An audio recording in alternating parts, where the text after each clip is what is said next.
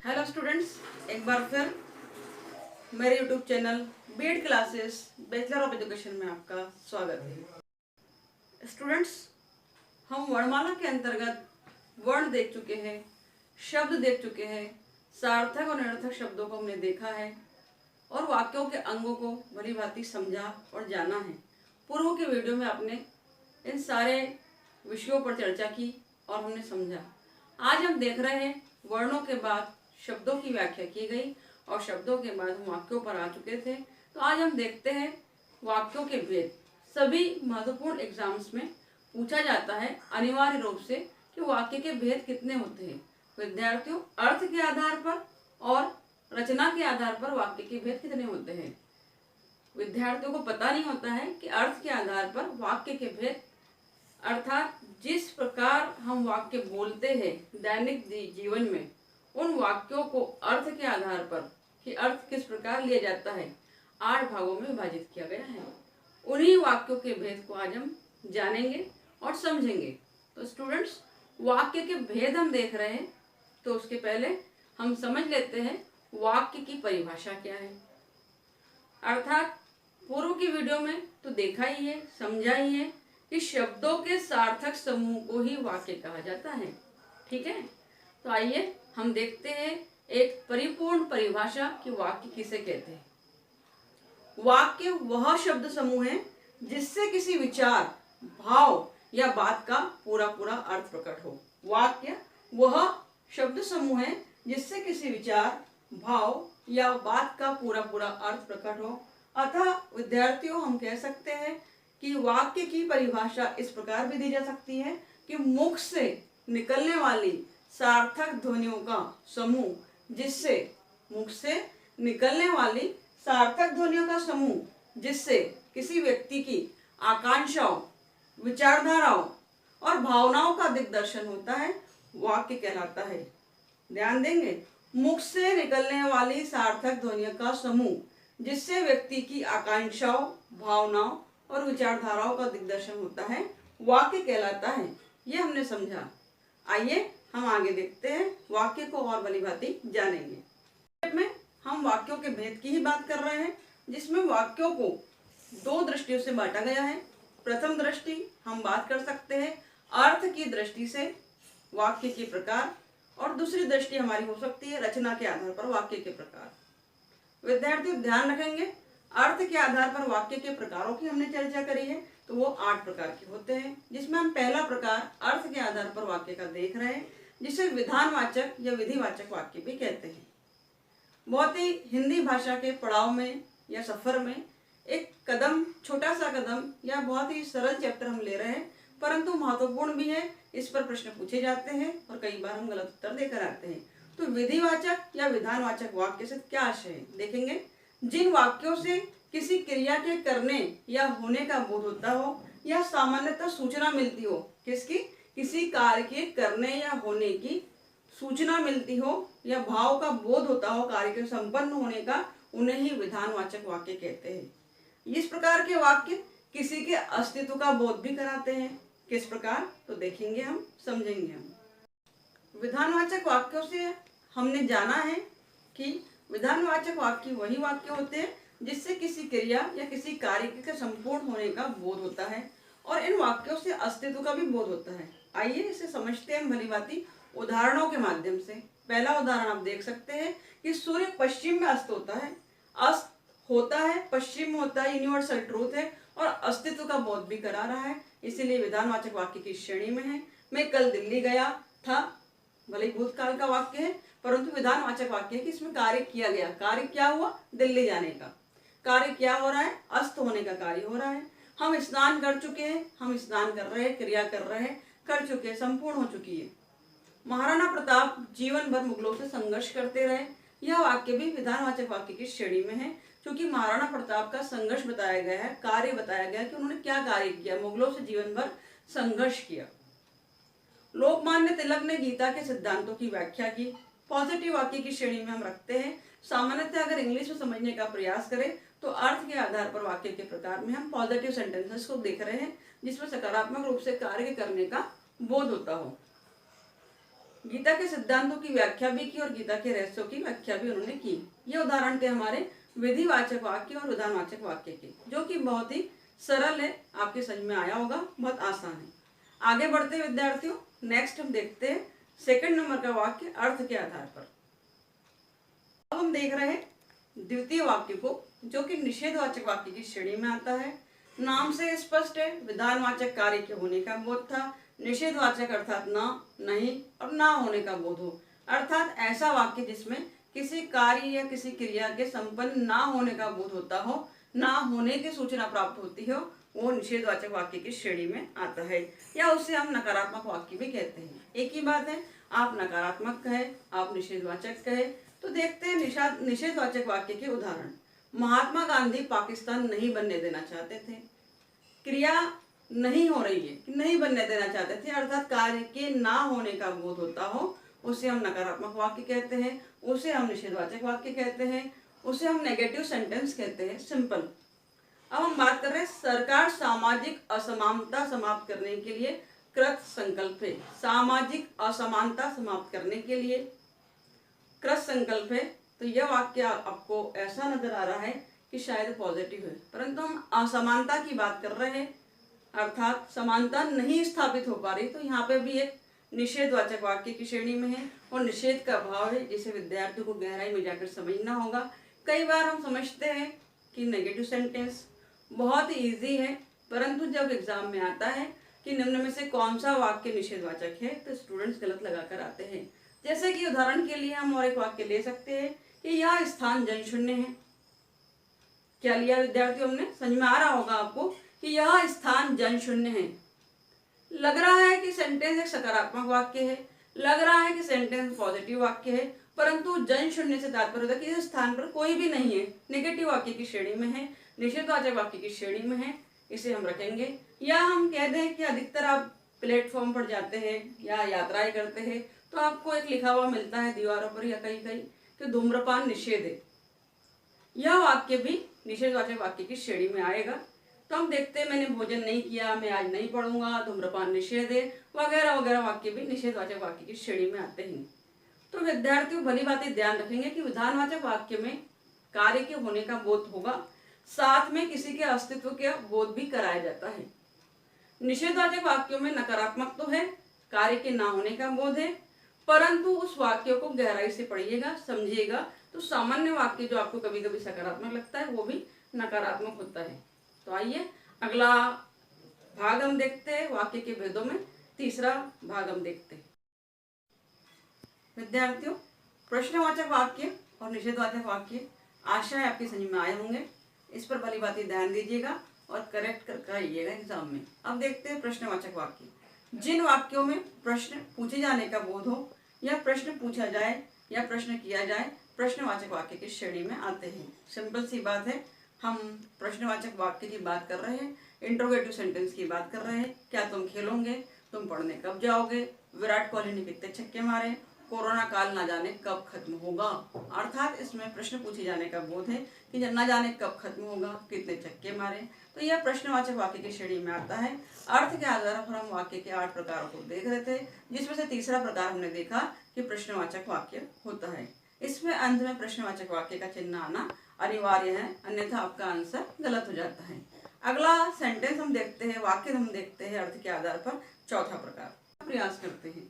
पहला उदाहरण आप देख रहे हैं, हाय कोरोना काल ने कितनों को ले लिया। अर्थात जो समय हमारा चल रहा है, बहुत ही विपरीत समय से हम लोग गुजर रहे हैं, विसंगति हमारे बीच है कि हम कोरोना काल से गुजर रहे हैं, कई लोग मृत्यु को प्राप्त कर चुके हैं। उसी को देखते हुए हम दुख प्रकट करना चाह रहे हैं कि हाय, और विस्मयादिबोधक वाक्य का चिन्ह है, देख सकते हैं। तो ऐसा वाक्य जो दुख प्रकट कर रहा है वो विस्मयादिबोधक वाक्य की श्रेणी में आता है, और उसका चिन्ह होता है, आप देख रहे हैं कि एक दंडी आकार का चिन्ह है, उसके नीचे बिंदी लगा है, वो विस्मयादिबोधक चिन्ह है। वहां आपकी वीरता सर्वत्र सराही जा रही है। यहाँ कौन सा भाव है दोस्तों? वहां तारीफ का भाव है, शाबाशी का भाव है, अर्थात खुशी की बात कर रहे हैं हम कि अरे वाह आपकी वीरता सर्वत्र सराही जा रही है। फिर देख सकते हैं, अरे तुम कब आए? आश्चर्य की बात है कि हमें अंदाजा नहीं था कि हमारा मित्र आ जाने वाला है, और उसे दरवाजे पर देखकर हम कह रहे अरे वाह तुम कब आए? ओ बड़ा जुल्म हो गया। किसी दुर्घटना में किसी व्यक्ति का हम समाचार सुनते हैं कि हाथ टूट गया, पैर टूट गया, या उसके साथ कोई दुर्घटना हो गई, तो हम बोलते हैं अरे बड़ा जुल्म हो गया, ओह बड़ा जुल्म हो गया। तो इसमें भी एक विस्मय का भाव है। वहां हम बोल सकते हैं कि विस्मयादिबोधक वाक्य है। आह कैसा सुंदर दृश्य, आह कितना सुंदर दृश्य। कहीं आप जा रहे हैं, नदी किनारे हैं, दोस्तों के साथ है, टहल रहे हैं और मौसम बहुत सुहाना है, तो अचानक बरबस ही आपके मुंह से निकल आता है कि हाँ कितना सुहाना दृश्य। तो वहां भी विस्मयादिबोधक वाक्य है। अच्छा तुमने स्नान भी कर लिया। हमें आशा नहीं थी कि बच्चा इतनी जल्दी नहा लेगा और हम बोलते रहे वाह तुमने स्नान कर लिया, अच्छा तुमने स्नान कर लिया। तो विस्मयादिबोधक वाक्य की श्रेणी में आता है। आइए हम देखते हैं वाक्य का अगला प्रकार, पांचवा प्रकार। वाक्यों के प्रकारों में पांचवा प्रकार आप देख रहे हैं आज्ञावाचक वाक्य। नाम से स्पष्ट विद्यार्थियों समझ में आ रहा होगा। आज्ञावाचक वाक्य अर्थात ऐसा वाक्य जिन वाक्यों से आज्ञा या अनुमति देने का बोध हो, आज्ञावाचक वाक्य की श्रेणी में आता है। आज्ञा से तात्पर्य सिर्फ ऑर्डर से नहीं है स्टूडेंट्स, हम बात कर रहे हैं आज्ञा देने का भाव भी हो, अनुमति देने का भाव भी हो, या प्रार्थना का भी भाव हो, तो वो वाक्य आज्ञावाचक वाक्य की श्रेणी में आता है। तो वाक्य के प्रकार बहुत सरल, लेकिन उसी प्रकारों में जो भेद को समझाया गया है बीच में, उसके लिए अनिवार्य है कि आप उसको समझें। अर्थ के आधार पर 8 प्रकार के वाक्य हैं, लेकिन विद्यार्थी अधिकतर आज्ञावाचक वाक्य से आशय लगाते हैं कि वहां पर सिर्फ ऑर्डर देने का ही बोध हो। नहीं, आज्ञावाचक वाक्य में प्रार्थना का भी बोध होगा और अनुमति देने का बोध भी होगा। आइए हम देखते हैं उदाहरणों के माध्यम से। आप चुप रहिए, आज्ञा है, आदेश है, वहां आज लिखा है आप कर लेंगे कि आप चुप रहिए। कोई व्यक्ति है, कोई विद्यार्थी जो ज्यादा बोल रहा है, तो आप आदेश देते हैं कि आप चुप रहिए, वो आज्ञावाचक वाक्य है। अपना अपना काम करो, आदेश दे दिया हमने। राष्ट्र रक्षा के लिए सैनिकों को सदा तैयार रहना चाहिए। इच्छावाचक वाक्य हम देख रहे हैं आगे। इच्छावाचक वाक्य नाम से दिख रहा है, स्पष्ट हो रहा है कि ऐसा वाक्य जिसमें आपकी मन की भावना या इच्छा को प्रकट किया गया हो। फिर भी देख लेते हैं जिन वाक्यों से वक्ता की अर्थात कहने वाले की इच्छा, आशा या आशीर्वाद को व्यक्त करने का भाव प्रकट हो, इच्छा भी हो, आशा भी हो और आशीर्वाद का भाव भी हो, वो इच्छावाचक वाक्य की श्रेणी में आता है। जैसा कि आज्ञावाचक में आपने देखा था, आज्ञा भी हो, प्रार्थना भी हो, अनुमति भी हो कि हाँ ठीक है आप जा सकते हैं, या अनुमति का भाव है तो वो आज्ञावाचक की श्रेणी में आएगा। परंतु हम बात कर रहे हैं इच्छावाचक वाक्य की बात कर रहे हैं, तो इच्छा, आशा या आशीर्वाद को आपको याद रखना है। ऐसा वाक्य जिसमें वक्ता की इच्छा, आशा और आशीर्वाद का भाव व्यक्त होता हो, वो इच्छावाचक वाक्य की श्रेणी में आता है।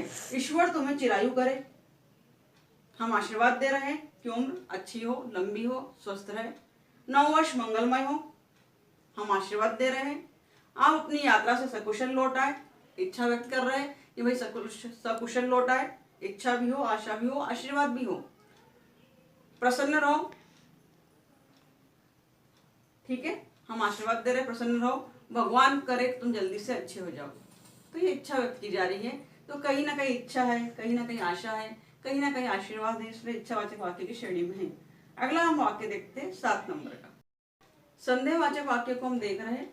इसमें भी नाम से सभी विद्यार्थी समझ पा रहे होंगे कि ऐसा वाक्य जहाँ संशय, शंका या संदेह का बोध होता हो, संदेहवाचक वाक्य की श्रेणी में आता है। विद्यार्थियों ध्यान देंगे कि एग्जाम में पूछा जाता है संदेहवाचक वाक्य निम्न में से कौन सा है या आज्ञावाचक वाक्य कौन सा है, पूछे जाते हैं तो भली भांति अंतर को समझ ले।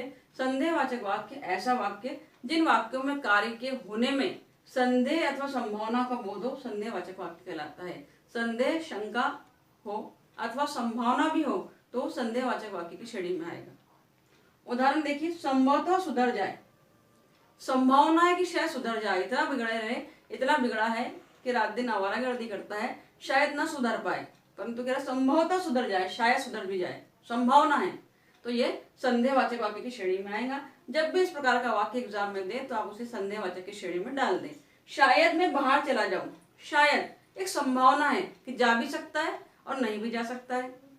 शायद मैं कल आऊंगा, कल नहीं आऊंगा या आऊंगा, तो शायद फिर संभावना है, हो भी सकता है, मे बी पॉसिबल और नॉट पॉसिबल, इसलिए संदेहवाचक वाक्य की श्रेणी में इसको रखेंगे। वह घर चला गया होगा, बताइए स्टूडेंट्स, संदेह है या संभावना है? वह घर चला गया होगा, संभावना है कि शायद गया होगा, नहीं भी गया होगा, तो इस प्रकार के वाक्य संदेहवाचक वाक्य की श्रेणी में आते हैं। अगला प्रकार हम देख रहे हैं 8वां प्रकार अर्थ के आधार पर वाक्य का प्रकार।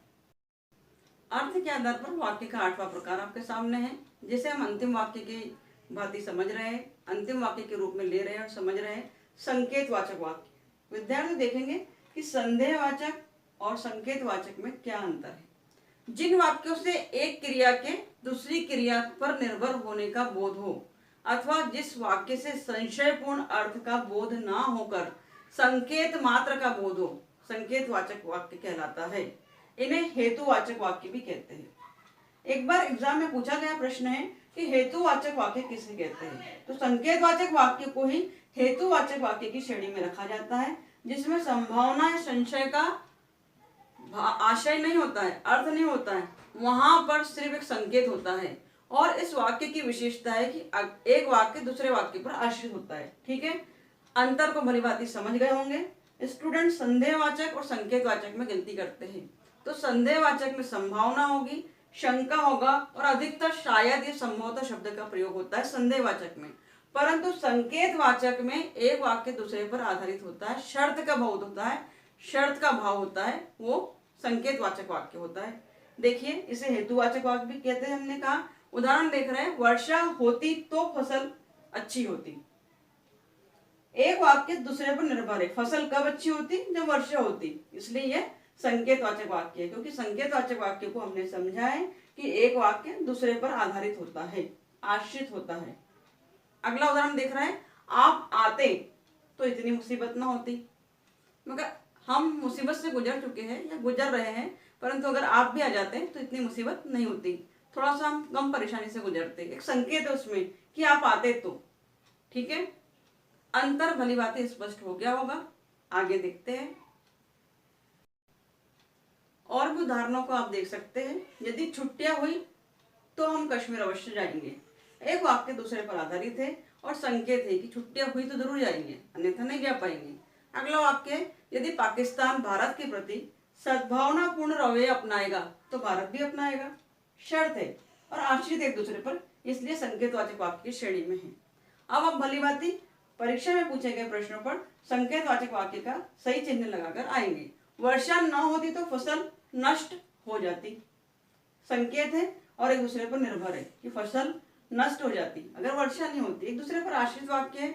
यदि तुम पुस्तकालय चलो तो मैं भी चलूं, शर्त का भाव है। मैंने कहा था संकेतवाचक वाक्य एक दूसरे पर आधारित भी होंगे, साथ ही साथ कहीं ना कहीं शर्त का भाव भी होगा, शर्त का बोध भी होगा। तो यदि तुम पुस्तकालय चलो तो मैं भी चलूं, आप चलोगे तो ही मैं चलूं, तो संकेतवाचक वाक्य की श्रेणी में है।